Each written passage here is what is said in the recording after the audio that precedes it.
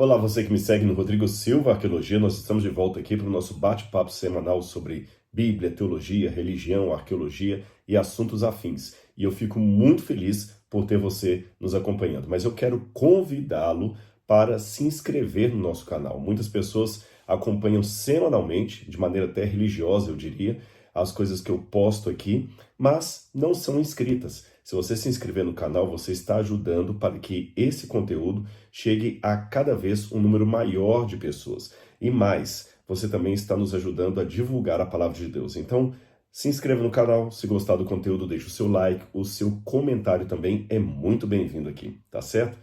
Nesse momento, eu quero falar com vocês sobre um assunto que tem ardido em meu coração durante algum tempo. Como é que nós podemos conciliar a ideia de pertencermos a uma igreja que nós acreditamos ser verdadeira e aqueles que não concordam conosco e que estão fora da nossa igreja? Eu digo isso porque vira e mexe, tem muitas pessoas acusando, por exemplo, os adventistas do sétimo dia de exclusivistas, só eles que vão para o céu. Eu já vi algumas coisas por aí. Por exemplo, há algum tempo alguém me mandou um vídeo onde um preletor falava assim, até citando o meu nome: os adventistas, eles têm uma heresia, o sábado para eles implica em salvação. Rodrigo Silva está mentindo, porque eu disse certa vez que não é o sábado que me faz ser salvo. E a pessoa falou: os adventistas colocam que o sábado implica em salvação, sim. Se você não guardar o sábado, você não vai ser salvo. Para os que insistem em dizer isso, até a pessoa que me procurou também, eu dei a mesma resposta. Eu vou responder com uma outra pergunta, tá certo? Você que é evangélico, católico e diz assim: os adventistas acham que o sábado implica em salvação. Eu pergunto a você: honrar pai e mãe implica em salvação? Qual a resposta você daria? A mesma resposta que você der para a pergunta que eu fiz é a resposta que eu dou para a pergunta ou afirmação se o sábado implica ou não em salvação. Vou fazer outra pergunta. Você acha que não levar o nome de Deus em vão implica em salvação? Você acha que não matar, não adulterar, não cobiçar implica ou não implica em salvação? E repito, a resposta que você der é a resposta à pergunta se o sábado implica ou não em salvação. Agora, dentro dessa pergunta vem um desdobramento, que eu não posso fugir dele. O que eu faço com aquele monte de pessoas que não concordam comigo e não guardam o sábado, por exemplo? Eu vou mais além. E aquelas pessoas que nem têm a fé cristã? Eu sei que uma maneira mais peremptória de responder isso é dizer, a partir da própria afirmação credal ou afirmação do credo: não, para ser salvo tem que aceitar Jesus como seu salvador pessoal e passar pelas águas do batismo e participar da confissão dos credos, ou do credo de Westminster, para citar a versão protestante, ou do credo niceno-constantinopolitano da Igreja Católica, ou do que está determinado no Concílio de Trento, no Concílio Vaticano II. Enfim, você tem que aderir ao credo. Mas eu tenho várias dificuldades com isso. Por quê? Uma delas é que, dependendo de como eu lidar com essa temática, eu posso criar uma perigosa, se não herética, relativização da verdade. Eu posso criar uma ideia de que tudo vale para Deus, o que não é o ensino bíblico. A Bíblia não diz, por exemplo, que Jesus é um dos caminhos, uma das verdades, uma das vidas. Jesus Cristo é o caminho, a verdade e a vida. Quando você lê isso no grego, é mais enfático ainda. Jesus respondeu: ego eimi he rhodos, realetheia kai hetzoe. Eu sou o caminho, a verdade, a vida. Ele não diz que era um dos caminhos, ali está com um artigo antes. Então não posso relativizar a verdade. Por outro lado, eu também não posso cair no extremo do exclusivismo. Seja um exclusivismo adventista, seja um exclusivismo católico, seja um exclusivismo presbiteriano, seja um exclusivismo admitido ou embutido. Porque há muitas pessoas que condenam o exclusivismo, mas acabam praticando o exclusivismo na sua palavra. Quando ele coloca de maneira assim bem vociferal na internet: é isso que é um herege, e fala assim até soltando cuspe pela boca ou fogo pelas ventas, como dizem lá no interior.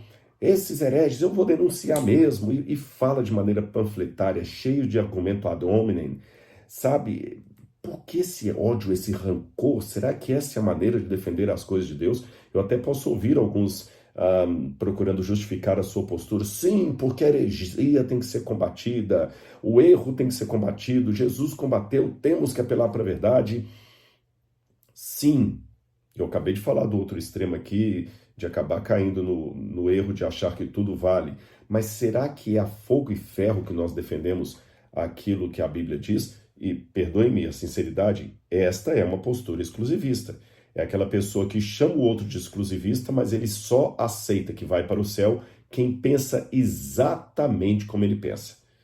Ele até atenua aqueles que pensam diferente, desde que estão na cartilha dele. Por exemplo, alguns apologetas da internet que eles escolhem as pautas que eles aceitam e que não aceitam. Então, por exemplo, algumas coisas que eles discordam, mas que não os agride por qualquer razão, eles falam que são erros que não implicam em salvação. Mas o outro é errado. Então, é muito curioso isso aí. Não estou jogando indireta para ninguém, não quero citar nome, realmente, porque esse não é o objetivo, mas isso existe na internet. Há até uma historinha que contam por aí, e você pode aplicar essa historinha a diferentes círculos religiosos, que certa vez, na ressurreição, um homem estava andando com um anjo ali pelas ruas de ouro, né, pelas praças, pelas avenidas da Nova Jerusalém, e ele falou com o anjo, eu tenho só uma dúvida, o que é aquele muro alto que tem ali no canto? Aí o anjo falou baixinho com ele assim, aquele ali é o condomínio da religião tal. Ah, é? E por que eles estão lá dentro? E por que você está falando tão baixinho? Não, é porque eles acham que só eles queriam ser salvos. Então Deus, por misericórdia, criou um condomínio com um muro alto, porque se eles souberem que tem pessoas de outro pensamento aqui fora, eles podem ficar loucos. E a gente fala baixinho para eles não escutarem que também há outras pessoas salvas aqui fora.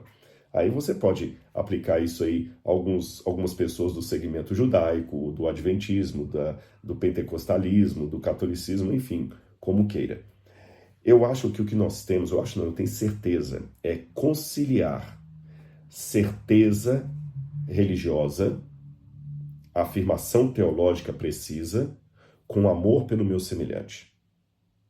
E como fazer isso na prática, Rodrigo? Bom, em primeiro lugar, você tem que saber por que você é presbiteriano, por que você é católico, por que você é adventista, por que você é metodista, por que você é assembleiano e assim por diante. Você não pode ser de um segmento religioso apenas porque é bonitinho o culto ali, ou porque você está gostando daquela menininha que é filha de um líder da igreja, ou porque você gosta da música, ou porque ali é um lugar legal. Não são essas as razões pelas quais você deve ficar numa igreja. Esses dias alguém me perguntou que queria sair da religião dela. Rodrigo, eu quero sair da minha igreja. O que você acha?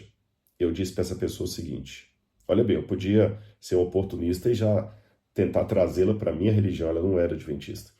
Eu falei assim, a única razão pela qual você está desobrigado de continuar numa igreja é se você chegar plena e conscientemente à certeza de que a doutrina que ali é ensinada não é a doutrina bíblica. Aí existe uma ruptura que não dá para continuar. Essa é a única razão que autoriza alguém sair da igreja e ir para uma outra igreja. É a única. Fora isso, eu vou sair daquele ministério porque o outro me ofereceu um cargo melhor, o outro me ofereceu dinheiro, o outro me ofereceu uma estrutura melhor. Eu vou sair daquela igreja porque eu não vou com a cara do pastor. Eu vou sair daquela igreja porque eu não gosto do jeito das músicas ali. Não. Você pode, é lógico, evidentemente, mudar às vezes de bairro. Você está frequentando uma igreja muito grande, você sente no seu coração o desejo de ir para um lugar menor, na periferia. Tudo bem, isso aí é compreensível. Eu estou falando largar a igreja mesmo. Eu vou sair dessa religião aqui. Tá certo? Então você tem que ter a convicção religiosa de onde você está, mas essa convicção tem que ser regada com o amor pelo seu semelhante e deixar Deus ser Deus. Eu vou explicar isso dentro da Bíblia, para não parecer que eu estou inventando. Aliás, eu devia estar até usando a Bíblia nova que eu ganhei dos meus queridos amigos, o Hugo e o Diogo, lá da Plenitude. Eu quero agradecer-eles, eles me deram uma Bíblia novinha e eu já tenho que aposentar essa aqui, mas eu vou usá-la hoje ainda.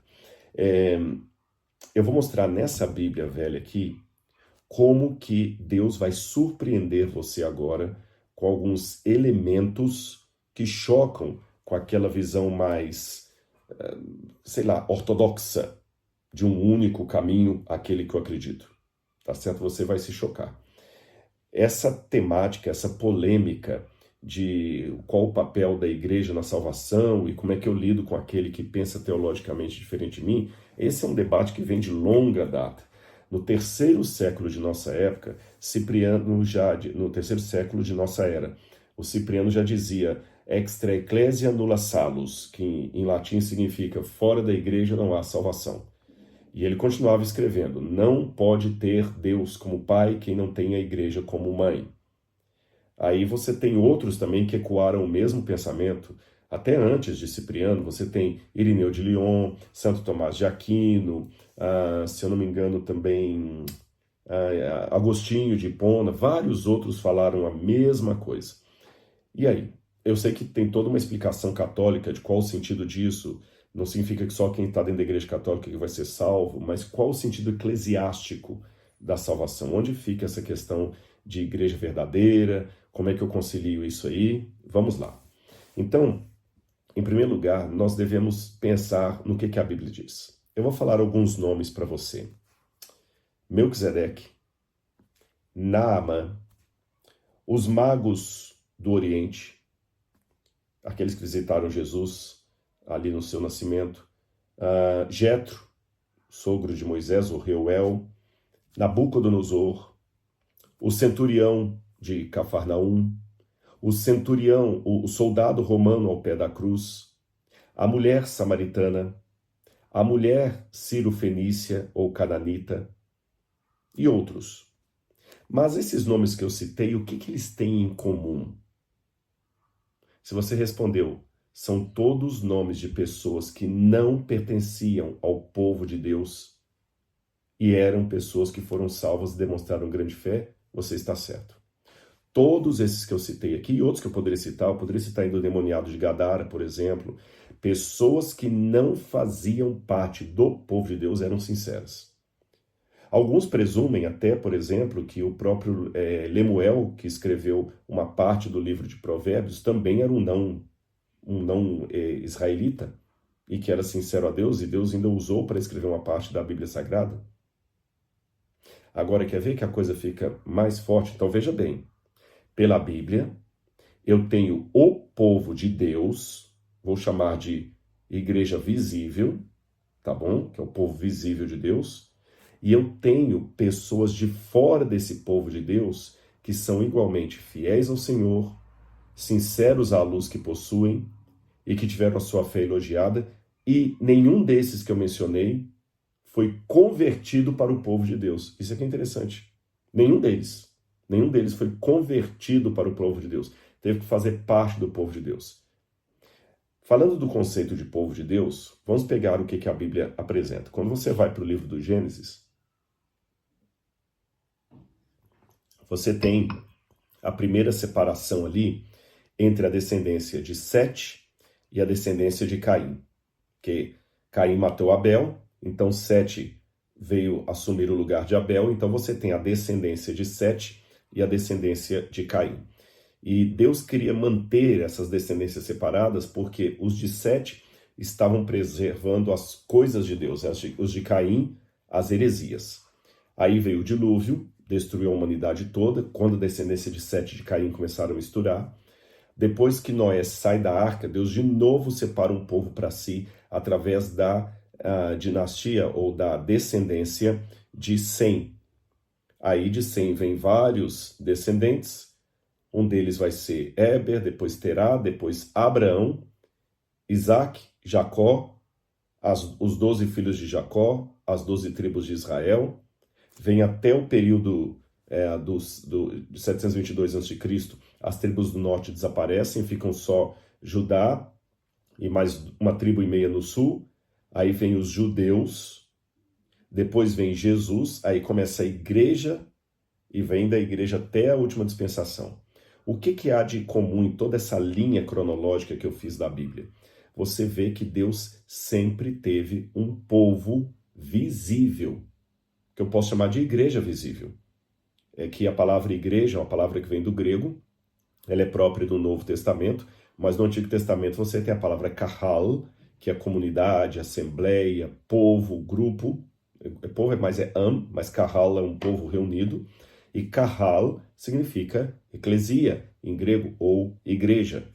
Então existe a igreja de Cristo, na verdade, ela se torna cristã no Novo Testamento, mas ela existe desde o Antigo através do povo hebreu. E antes do povo hebreu, através ali daqueles que faziam parte da ascendência de Noé, porque você tem alguns ali, que por sua vez eram da dinastia de Sete. Então veja bem, na história da redenção, existe o povo de Deus. Então aqui eu não tenho margem para relativizar. A Bíblia não fala de povos de Deus, existe o povo de Deus. E quem era esse povo? O povo de Israel, depois a igreja fundada por Jesus. Então Deus não escolheu para ser o seu povo os babilônios, os romanos, os filisteus, os hititas. Não. Ele escolheu os hebreus, depois chamados também de israelitas, o povo de Israel. Esse era o povo de Deus no Antigo Testamento. Agora, mesmo Deus tendo o seu povo visível, havia pessoas fora desse povo visível que também faziam parte do povo de Deus de maneira invisível.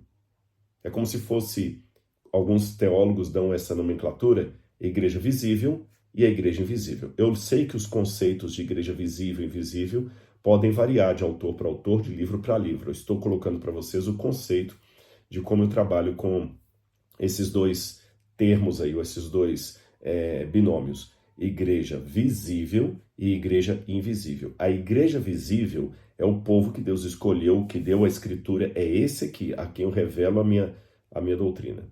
E fora desse povo, pessoas sinceras a Deus, que também são o povo de Deus, mas da igreja invisível. Eles estão espalhados em todo lugar.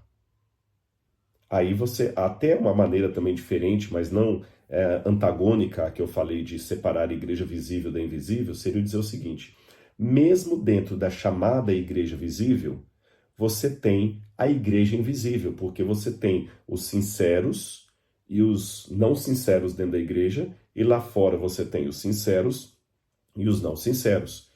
Até o Santo Agostinho de Hipona ironizava falando que nós não devemos nos surpreender porque existem muitos lobos dentro da igreja e muitas ovelhas fora dela.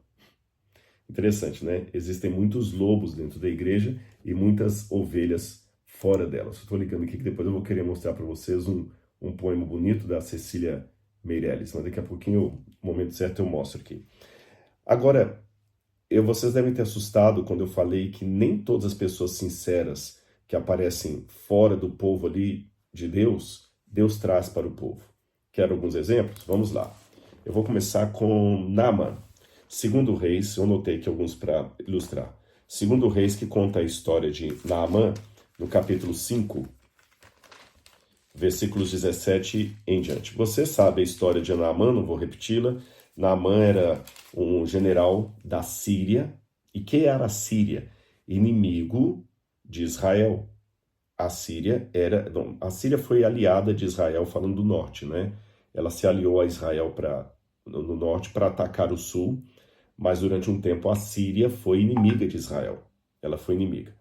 Era um povo pagão, era um povo idólatra, era um povo que comia carne de porco, que os judeus abominavam, era um povo que não era circuncidado, ou seja, pensando com as categorias da época, aquele povo era o povo pagão, os incircuncisos.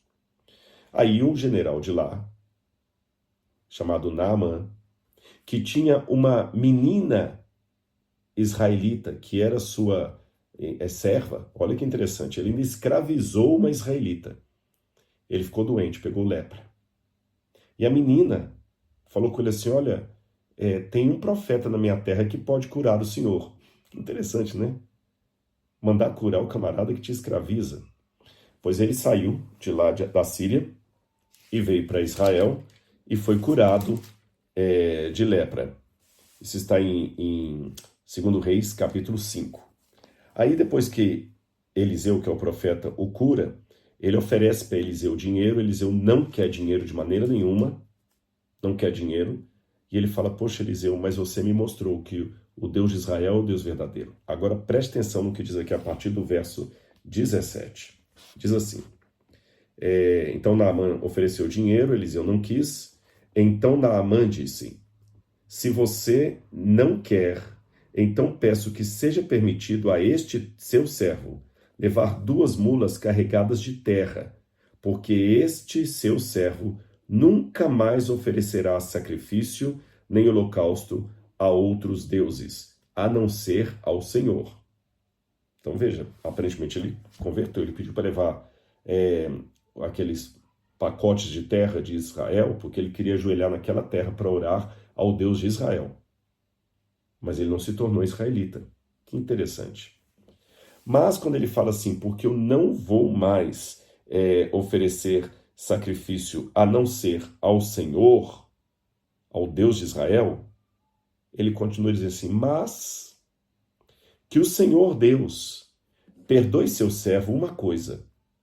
Quando o meu Senhor, o rei, entrar no templo em Rimon para ali adorar, e ele se encostar no meu braço, e eu também tiver de me encurvar no templo de Rimon, quando assim me prostrar no templo de Rimon, que o Senhor Deus perdoe esse servo por isso. E se fosse você? Imagine que alguém fala assim, olha, você me curou, tá bom? A pessoa era pagã, veio lá de uma religião pagã da Índia. Essa pessoa se curou, veio para cá, você orou na sua igreja, ela se curou de lepra e fala assim, a partir de hoje eu não vou mais acender nenhum incenso aos deuses lá na Índia. Eu só vou cultuar a Jesus. Só vou cultuar a Jesus. Agora, que Jesus me perdoe uma coisa. Quando eu estiver lá na Índia com os meus pais, e no dia lá de Shivananda, de Shiva, que eles no festival se prostrarem ali para oferecer incenso, eu vou me prostrar também. Eu tenho certeza que 90% de nós, estou até me incluindo nos 90%, iríamos falar, não, se você aceitou Jesus como seu salvador pessoal, você não pode fazer mais isso, porque agora você tem consciência, você sabe, Deus não leva em consideração o tempo da ignorância, mas você não é mais ignorante, agora você tem que saber, etc. A gente ia bater nessa tecla e ia acabar com a fé do homem. Mas foi isso que Eliseu fez? Eliseu falou, vai em paz. Olha que murro, eu vou repetir a passagem que eu li, é 2 Reis, capítulo 5, versículo 17 até o 19. Gente, isso aqui, quando eu li a primeira vez, foi um murro na boca do meu estômago. Será que Eliseu estava relativizando verdade? Não creio. Ele era um profeta de Deus. Mas você está entendendo aqui que a coisa é mais séria do que o nosso chauvinismo teológico permite? Eu vou pegar outra passagem para vocês. Melquisedeque. Melquisedeque também não era parte do povo de Deus. Ele era fora do povo de Deus. E quando você vai a Gênesis capítulo 14, versículo 20, Gênesis 14, versículo 20, diz assim, vou ler o verso 18. E Melquisedeque, rei de Salém, trouxe pão e vinho. Ele era sacerdote do Deus Altíssimo. Ele abençoou Abraão e disse, Abraão, seja abençoado pelo Deus Altíssimo que criou os céus e a terra, e bendito seja o Deus Altíssimo que entregou os adversários de você nas suas mãos. E Abraão deu a Melquisedeque o dízimo de tudo. Ele contribuiu. Ele reconheceu o sacerdócio de Melquisedeque. Outro exemplo que eu poderia dar para vocês é Jetro, o sogro de Moisés. A gente vai para o livro de Êxodo. Quando você lê aqui em Êxodo capítulo 2, versículo 16, que eu acho que é a primeira vez até que Jetro ou Reuel é apresentado. Gênesis 2:16, diz assim, o sacerdote de Midian tinha 7 filhas, as quais vieram tirar água e encheram os bebedouros para dar de beber ao rebanho de seu pai. Então vieram os pastores e as expulsaram dali. Moisés, porém, se levantou e os defendeu e deu de beber ao rebanho. Então Moisés acaba salvando aquelas moças ali, aquelas donzelas, e uma delas se casa com Moisés. E note, elas eram filhas do sacerdote de Midian. Então ele não era um sacerdote israelita. Quando você vai para Êxodo, capítulo 18, versículos 10 em diante, você vê aqui, olha, Êxodo 18, versículos 10 em diante. Versículo 10. E disse, está falando de Jetro, bendito seja o Deus que libertou vocês das mãos dos egípcios e da mão de Faraó. Agora sei que o Senhor é maior do que todos os deuses, porque livrou esse povo das mãos dos egípcios quando agiram arrogantemente contra o povo. Então Jetro, sogro de Moisés, ofereceu um holocausto e sacrifícios a Deus. E Arão e os anciãos de Israel vieram para comer com o sogro de Moisés na presença de Deus. O sogro de Moisés, à semelhança de Melquisedeque, não fazia parte dos israelitas, mas foi reconhecido como sacerdote de Deus. Olha que interessante. Deus tinha sacerdotes legítimos fora do povo de Israel. Isso é incrível. E mais, nem Melquisedeque, nem o Jetro foram obrigados ou constrangidos a se converter à religião judaica, à religião israelita. Tanto é que o capítulo 18 de Gênesis, de Êxodo, termina dizendo: então Moisés despediu de seu sogro e esse voltou para sua terra. Eu sei que alguns, eu já vi alguns comentários que falam assim, não, mas é porque o Jetro se converteu ao Deus de Moisés. A pessoa pode até falar isso, mas é uma afirmação gratuita, porque a Bíblia não diz isso. A Bíblia já o descreve como sacerdote de Midian. A Bíblia o coloca exercendo função sacerdotal antes até dos levitas. E a Bíblia o descreve despedindo de Moisés e voltando bonitinho para sua terra. Também não se converteu. O endemoniado de Gadara. Se você ler no Evangelho, quando Jesus expulsa o demônio daquele jovem que também não era judeu, ele estava na cidade de Gadara, que fazia parte da Decápolis, que eram cidades pagãs do outro lado, na margem oeste, na margem leste, perdão, do Mar da Galileia. Ficava na margem leste, lugar pagão. Eles criavam porcos, tanto é que o demônio dele sai para um grupo de porcos, uma manada de porcos que estavam ali. E quando aquele rapaz é curado, ele pede a Jesus, Senhor, deixa eu te seguir, deixa eu ficar com o Senhor. Jesus, não, fica aqui e prega para os seus. Isso é incrível, Jesus não permitiu que ele viesse para o povo judeu. Você vai ficar aí mesmo, prega para os seus. A mulher com fluxo de sangue, que Jesus curou a filha dela, era uma mulher cananita. Quando o evangelista chama de Ciro Fenícia, era a nomenclatura normal do primeiro século, mas quando o outro evangelista chama de mulher cananita, é Marcos que a chama assim, é um título pejorativo. Essa etnia não era mais usada nos tempos do Novo Testamento. É como chamar alguém de pagão hoje, que é uma coisa, ou gentio, que é uma nomenclatura um tanto pejorativa. Jesus cura a filha da mulher e fala com os apóstolos, poxa vida, eu não encontrei em Israel fé como dessa mulher. Olha bem. Ele não falou com ela assim, pois é, eu vou te curar, mas agora você vai se tornar judia, você vai oferecer o sacrifício, você vai participar das 3 peregrinações para Jerusalém anuais. Não. Nem a mulher samaritana também. O que eu aprendo com todos esses exemplos que eu estou dando para vocês, gente? Não é relativizar a verdade. Repito, Jesus não relativizou a verdade.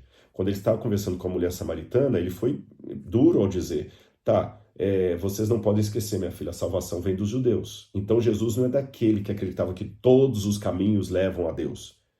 Ele falou, a salvação vem dos judeus. Você pode falar do monte aqui onde os seus pais adoraram, né? Mas a salvação vem dos judeus, filha, não é dos samaritanos. Tá certo? Então Jesus foi muito claro nisso. Ele fez afirmações muito redutivas. Eu sou o caminho, a verdade e a vida. Ninguém vai ao Pai senão por mim. Eu sou a revelação suprema do Pai. Mas ao mesmo tempo, Jesus afirmou, abro aspas, tenho outras ovelhas que não são desse aprisco. a mim convém conduzi-las. Então haverá um só rebanho, um só pastor. Mas enquanto não há um só rebanho, um só pastor, por implicação, eu entendo que as ovelhas de Jesus ainda estão fora desse aprisco. E ele falou para os apóstolos, esse aprisco pode ser o judaísmo, pode ser até a igreja cristã que estava nascendo. Ou seja, Deus tem seus filhos em toda parte. E isto não vai de encontro à realidade que Deus tem um povo, uma igreja visível. Percebeu? É isso que eu quero acentuar. Não é contraditória à verdade que Deus tem uma igreja visível, o fato de que ele tem uma igreja invisível, feita de pessoas que estão em toda parte, na igreja visível e fora dela. É por isso que eu costumo dizer que eu creio na minha igreja, por isso que eu sou adventista. Se eu cresci mais ou menos na doutrina da igreja, eu não seria adventista, eu seria mormon, eu seria testemunho de Jeová, eu seria, sei lá, Seishanoye, eu seria da Universal do Reino de Deus, eu seria qualquer coisa. Mas a igreja de Deus é maior do que a igreja adventista, porque ela é feita dos sinceros que estão dentro da minha igreja e fora da minha igreja. Por isso, não há nenhuma contradição em dizer a igreja de Deus é a igreja que eu pertenço e, ao mesmo tempo, ela é maior do que a igreja que eu pertenço. Ficou claro isso para vocês? Agora, vamos continuar aqui. Quando você vai para a janela 1040, olha por que é difícil a gente ficar muito preso a questões assim de placa. Quando você vai para a janela 1040, o que é a janela 1040, Rodrigo? Vou explicar para você. A janela 1040 é um quadrante da Terra no mapa que vai acima da linha do Equador, desde a África até a Índia, até o Japão, e dentro desse quadrado, dessa janela, que é na verdade quase um retângulo, no meridiano ali, nos graus 10 por 40, você tem uma grande parte de pessoas, e é onde o cristianismo é minoria, e em muitos países que estão nesse lugar o cristianismo é proibido. Agora, qual que é o problema de eu ficar por demais preso em placa? Porque eu tenho aí nesse quadrante, até uns 2 anos atrás, eu quero ver as estatísticas atuais, eu tenho 3,2 bilhões de pessoas vivendo. Na janela 1040, eu tenho 3,2 bilhões de pessoas. E menos 1% no máximo são cristãos. E o que eu faço com os outros? Se eu ficar por demais preso à placa de igreja, eu não vou terminar a obra do evangelho nunca. Nunca na vida. Vou mais além. Eu tenho uma estatística, eu até aprontei a fonte dela aqui, porque eu sabia que talvez alguém poderia procurar. O Population Reference Bureau. Esse que é um órgão até ligado também a questões de governo das Nações Unidas, fez uma estimativa que desde o período do bronze até hoje, que é a época que a gente chama na Bíblia de patriarcal, já passaram pelo mundo 107 bilhões de pessoas. Isso dá aproximadamente 16 ou 17 vezes a atual população da Terra. Tá bom? Ou seja, do que tem hoje no mundo, cerca de 16 ou 17 vezes já passaram, 107 bilhões de pessoas. Agora faz uma conta imaginária. Desses 107 bilhões de pessoas, quantos será que ouviram que Jesus Cristo é o Senhor? Quantos será que ouviram o Evangelho? Quantos será que foram evangelizados? Quantos é que viveram, cresceram e morreram sem saber quem foi Jesus de Nazaré ou Bíblia Sagrada? O que eu faço com essa multidão? A resposta mais óbvia que alguns dão, não, eles morreram perdidos, porque eles não conheciam o Evangelho, mas aí eu tenho várias dificuldades na minha mente. Algumas não bíblicas, outras bíblicas. Quando eu digo não bíblicas, não é porque ferem a palavra de Deus, é porque não estão na Bíblia, são sentimentos. Outras estão na Bíblia, esse que é o ponto que eu quero colocar. Quer dizer então que elas vão morrer sem salvação porque não ouviram o Evangelho? Se for assim, o que eu faço com aquela passagem da Bíblia que Deus fala: eu não levei em conta o tempo da ignorância?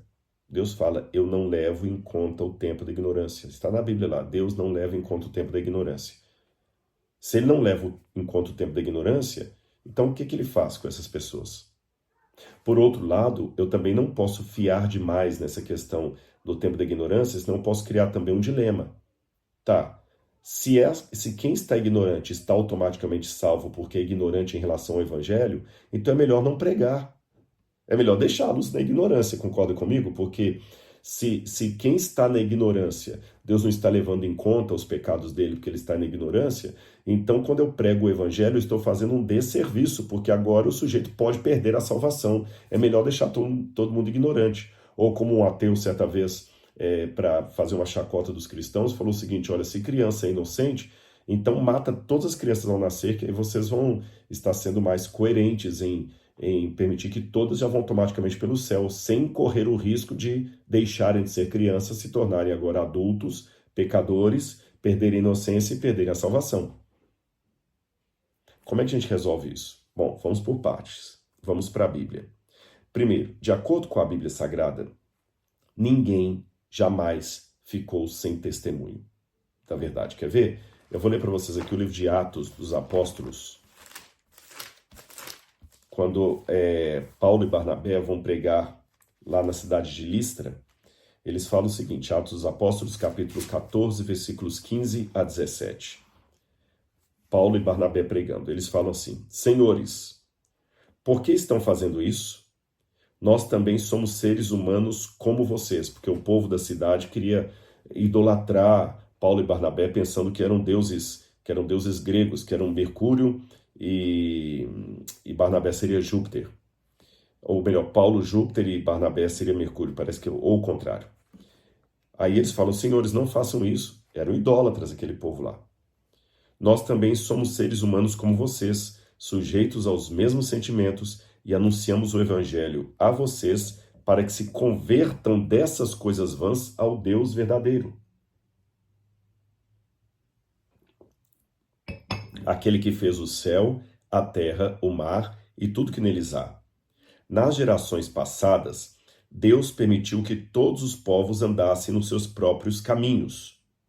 Preste atenção nisso aqui. Contudo, não deixou de dar testemunho de si mesmo, fazendo o bem, dando a vocês chuvas dos céus e estações frutíferas, enchendo o coração de vocês de fartura e alegria. Então veja bem, no passado Deus deixou o povo andar nos seus próprios caminhos. O que significa isso? Deus tolerou algumas coisas sem endossá-las.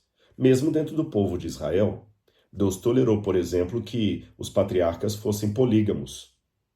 Não há nenhuma repreensão de Deus a Jacó pelo fato de ele ter duas mulheres ao mesmo tempo. Não há nenhuma repreensão, por exemplo, a Eucana, porque tinha duas mulheres ao mesmo tempo. Não há nenhuma repreensão de Deus a Davi por ter casado com várias mulheres, ou Salomão. Mas isso não significa que Deus tenha endossado. Então Deus permitiu, tolerou algumas coisas ali. Contudo, a parte que eu quero chamar a atenção é essa, contudo, não deixou de dar testemunho de si mesmo. Ou seja, todos os povos tiveram um testemunho de Deus. Se eles tiveram um testemunho de Deus, cada um tem uma luz mínima através da qual ele vai ser julgado. Então, não significa que todos os que estão na ignorância já estão automaticamente salvos porque Deus não leva em consideração o tempo da ignorância. Não. Aqueles que estão na ignorância do evangelho tiveram na sua cultura algum lampejo de verdade a qual eles podem aceitar ou recusar. E esse lampejo de verdade é que vai definir a sua salvação ou não. Melhor, a aceitação ou rejeição a esse lampejo de verdade é que vai decidir a sua salvação ou rejeição. Em outras palavras, haverá muitos índios que não conheceram Jesus e não foram batizados e serão salvos, e haverá muitos índios em igualdade de situação que não serão salvos. Quer a parte bíblica que diz isso? Vamos lá. Romanos capítulo 1, versículos 19 a 22. A carta de Paulo aos Romanos esclarece bem isso para nós. Romanos capítulo 1, versículo 19 a 22. diz assim. Eu vou ler primeiro o verso 18. A ira de Deus se revela do céu contra toda impiedade e injustiça dos seres humanos, que por meio da sua injustiça suprimem a verdade. Ele continua.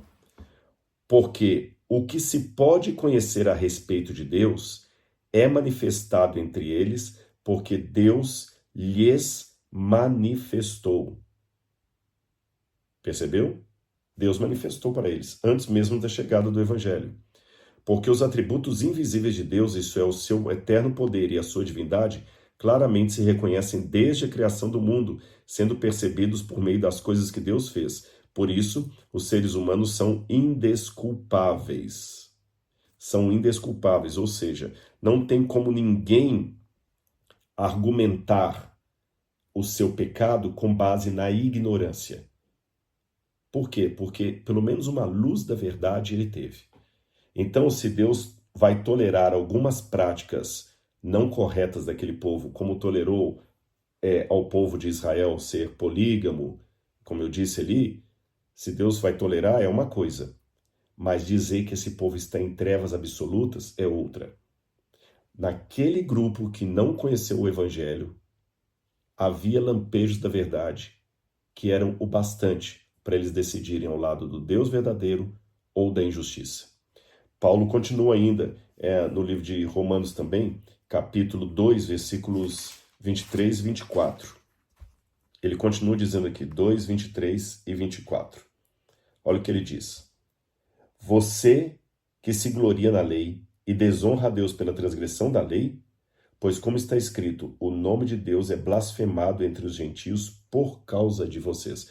Essa passagem aqui, ela é importante para mim, porque eu lembro que um dia que eu falei que a minha vida é a única Bíblia que muitas pessoas estão lendo lá fora, alguém falou assim, mentira, porque quem é crente verdadeiro não deixa balançar por isso. Se alguém está escandalizado é porque não tem fé genuína. A pessoa falou isso. Se alguém fora da igreja está escandalizado é porque não tem fé genuína. Não é verdade isso, porque a Bíblia fala que o nome de Deus é desonrado entre os gentios por causa do povo de Deus. Agora eu quero ler ainda em Romanos, capítulo 2, o versículo 11 até o versículo 16, que continua falando aquela questão de como Deus se revela aos povos que não tiveram o Evangelho, que não tiveram a revelação escriturística, etc., não tiveram a Bíblia. Diz assim, porque Deus não trata as pessoas com parcialidade. Outras traduções dizem, Deus não faz acepção de pessoas. Assim, todos os que pecaram sem lei perecerão. E todos os que pecaram sob a lei serão julgados pela lei. Ou seja, o salário do pecado é a morte, porque todos os homens pecaram e todos carecem da glória de Deus. Então, todo mundo está condenado ao pecado, todo mundo está condenado à morte, porque todo mundo pecou. Quer conheça a lei, no caso aí a revelação escriturística, quer não conheça a revelação escriturística.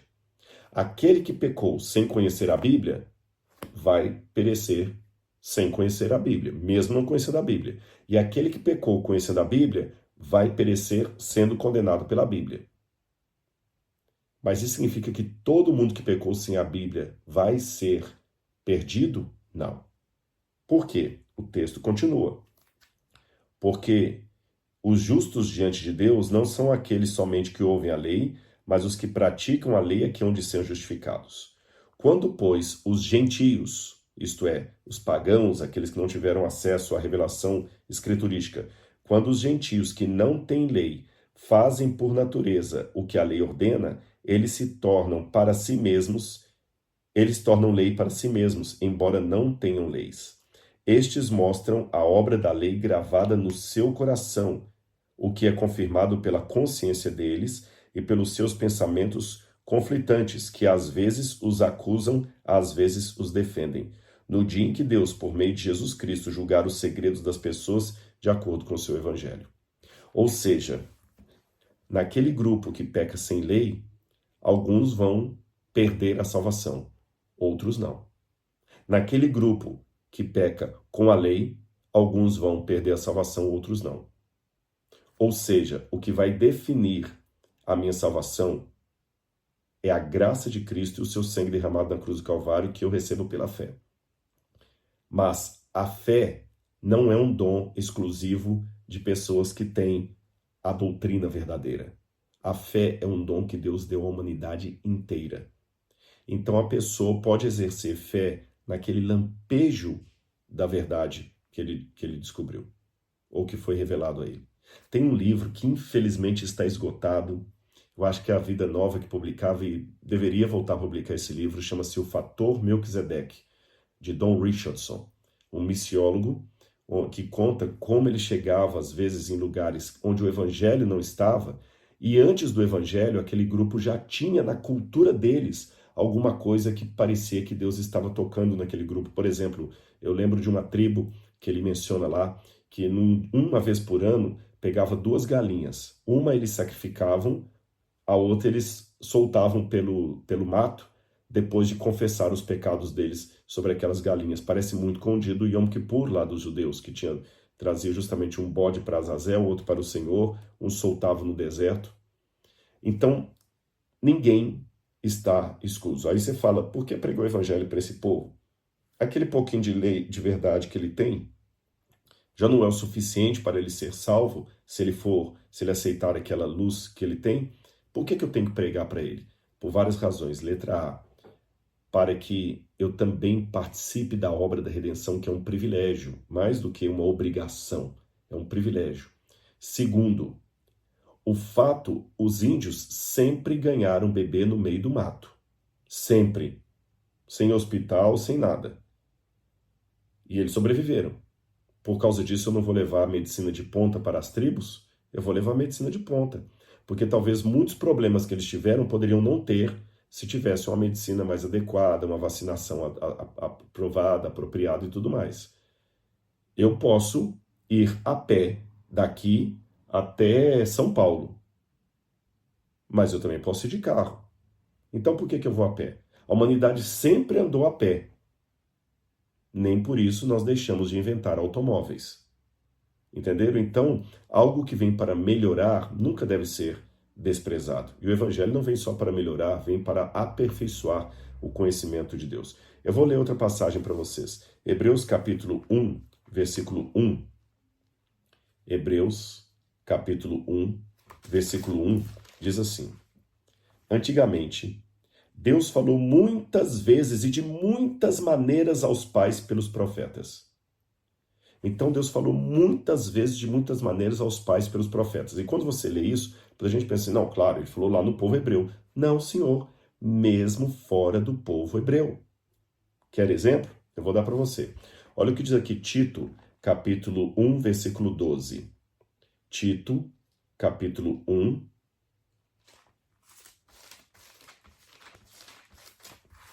Tito, capítulo 1, versículo 12.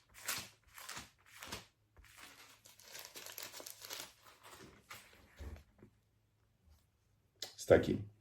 Diz assim: foi um dos cretenses, um próprio profeta deles, que disse: os cretenses são sempre mentirosos, feras terríveis, comilhões preguiçosos.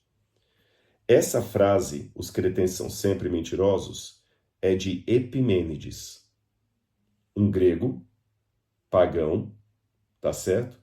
Que fez várias afirmações proféticas em Atenas, no 6º século a.C., falando contra a adoração local e falando que os atenienses tinham esquecido de adorar ao Deus Supremo. Isso é interessante.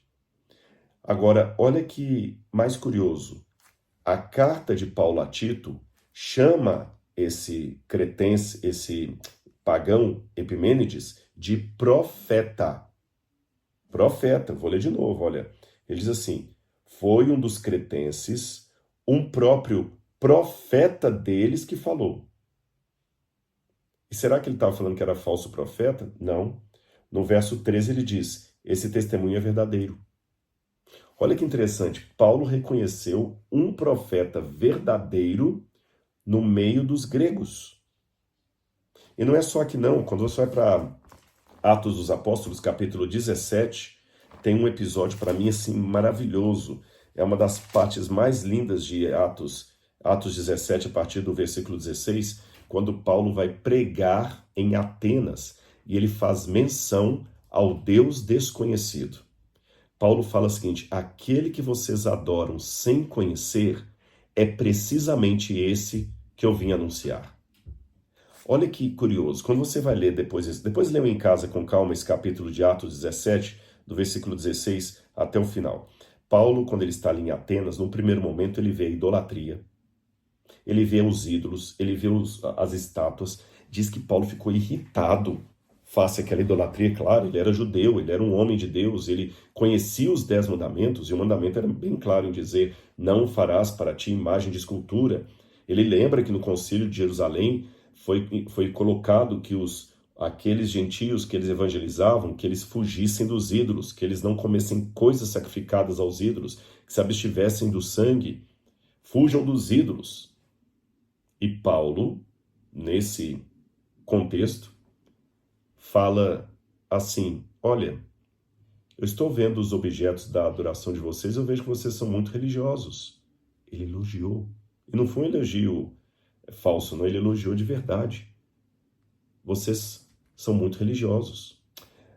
Pois este que vocês adoram sem conhecer, gente, isso aqui é brilhante. Paulo reconheceu que eles adoravam ao Deus verdadeiro sem conhecer. Então havia adoração ao Deus verdadeiro ali. Ele não falou assim: vocês têm que abandonar os ídolos e passar a adorar o Deus verdadeiro. Não, ele coloca como uma ação já presente antes da sua chegada. Esse que vocês adoram sem conhecer é precisamente aquele que eu vim anunciar. Vocês já adoram. É reconhecer a verdade de Deus entre aqueles que não veem Deus como eu vejo. Percebeu isso? Está bem claro na Bíblia Sagrada. Quando você vai a Apocalipse 18, lá fala da Babilônia mística. Apocalipse 14 fala da Babilônia. Apocalipse 17. Em Apocalipse 18, quando fala da Babilônia, que muitos comentaristas bíblicos interpretam como sendo a confusão religiosa no mundo, a voz do anjo que desce do céu fala: caiu, caiu a grande Babilônia, a confusão religiosa. Sai dela, povo meu. Povo meu. Quem está falando? Deus. Então Deus tem um povo em Babilônia, é povo de Deus. Se Deus, em pessoa, no Apocalipse, falou que ele tem um povo dele em Babilônia, quem é Rodrigo para ficar pondo o dedo e falando: você é um herege, você não vai para o céu, você não está salvo, você não é salvo? Quem sou eu? Perceberam? E os que escreveram isso aqui são pessoas que estavam muito firmes à doutrina. Eles não brincavam com a doutrina. Tanto é que muitos deles, com exceção de João, foram mártires pela causa. E se eu pegar muito essa questão de ortodoxia, sabe onde é que isso começou a minar dentro de mim? Eu vou falar com vocês. Eu tenho a minha convicção doutrinária muito bem estabelecida. Eu não tenho dúvidas daquilo que eu acredito. Olha os livros que eu estudo. Mas quando eu chamo um irmão não adventista de irmão, eu estou sendo honesto, ele é meu irmão. Quando eu peço oração por ele e oro por ele, eu estou sendo muito honesto. Eu acredito na oração dele. Quantas irmãs da Assembleia de Deus intercedem por mim? Quantas pessoas na Católica rezam por mim? Mas sabe, quando eu estudo a história, eu vejo que não dá para ser chauvinista, nem ficar preso à placa. Porque Mateus 24:14 será pregado esse evangelho do reino em testemunho a todas as nações, e isto não está sendo levado a cabo apenas pelos adventistas do sétimo dia. Quantos missionários presbiterianos, católicos, metodistas estão aí dando a sua vida pelo evangelho? Você sabia que enquanto eu estou gravando esse vídeo, há pessoas que estão se tornando mártires pelo evangelho hoje na janela 1040? Várias pessoas estão sendo mortas. Lembra quantas irmãs de caridade foram expulsas lá da Nicarágua? Há outras que estão sendo mortas na Caxemira, irmãs de caridade, católicas. Eu não concordo com a doutrina católica. Eu não rezo para Maria. Eu não acredito na intercessão dos santos. Eu não acredito na confissão auricular. Eu não acredito que o Papa está no primado de Pedro. Eu não acredito num monte de coisas da Igreja Católica. Elas acreditam. E elas estão dando a vida delas por amor a Cristo. Eu estou falando dessas irmãs de caridade, eu vou falar aqui, não, elas não, esse martírio não é válido porque elas não guardam o sábado. Esse martírio não é válido porque elas rezam para Maria, elas são idólatras, elas beijam a mão do Papa. Quem sou eu na fila do pão para fazer uma declaração dessa? Aliás, vou mais além. Ai de mim se fizeram uma declaração dessa, porque a Bíblia fala, não julgueis para não serdes julgados, porque com a medida que você julgar os homens, você vai ser julgado também. Eu não concordo doutrinariamente com as testemunhas de Jeová. Se alguém estiver morrendo e precisar do meu sangue, ou mesmo não isso, eu vou doar o meu sangue. Eu não concordo com as testemunhas de Jeová que Jesus não é Deus. Para mim, Jesus é Deus, plenamente Deus. Ele não é um Deus de segunda categoria, um Deus criado. Eu não concordo com as testemunhas de Jeová que você não possa conversar, nem dar um bom dia para os que foram desassociados, tratando-os como leprosos. Não concordo com isso. Mas a despeito das minhas discordâncias, doutrinárias, eu tenho uma história me contando que na Segunda Guerra Mundial, cerca de 10 mil testemunhos de Jeová foram tornados prisioneiros por Adolf Hitler. Pelo menos uns 600 deles temos declarações que morreram no campo de concentração ao lado dos judeus. Foram mártires. E por que os testemunhos de Jeová morreram? Aliás, olha bem, a morte deles na mão de Hitler tem até um aspecto até mais assim forte do que o holocausto dos judeus. Vou explicar por quê. Você sabe que esse tema do holocausto é um tema muito caro para mim, muito, muito sensível. Mas olha que interessante, o judeu era morto por sua etnia, ele não tinha escolha. Ele ia ser morto e acabou. Mas o testemunho de Jeová, ele podia escolher. Se um soldado da Gestapo, da SS, chegasse para um testemunho de Jeová, ele falaria o seguinte, rejeita a sua fé e você vai estar livre, leve e solto, sem problema nenhum. E ele falou, não, eu prefiro ir para o campo de extermínio. Eu vou desonrar uma pessoa que teve essa firmeza? Será que se alguém chegar para mim hoje e falar o seguinte, olha, desiste de guardar o sábado, desiste de ser adventista e você está livre, leve e solto, ou você vai para o campo de extermínio, com sua família e tudo mais? Será que eu vou ter a mesma firmeza daquele testemunho de Jeová que morreu em Auschwitz, ao lado dos judeus? Eu tenho que respeitar isso. O que eu faço também com aqueles católicos que foram mártires, com os protestantes que foram mártires, os cátaros albingenses? Até o famoso livro dos mártires de Foxe, que é um clássico da história protestante, ele coloca um capítulo lá falando dos cátaros e albingenses que foram mortos por sua fé e os coloca como verdadeiros mártires da causa de Cristo. Agora, os cátaros e albingenses, só para que você saiba, eles eram gnósticos. Eles tinham ensinamentos que são completamente heréticos.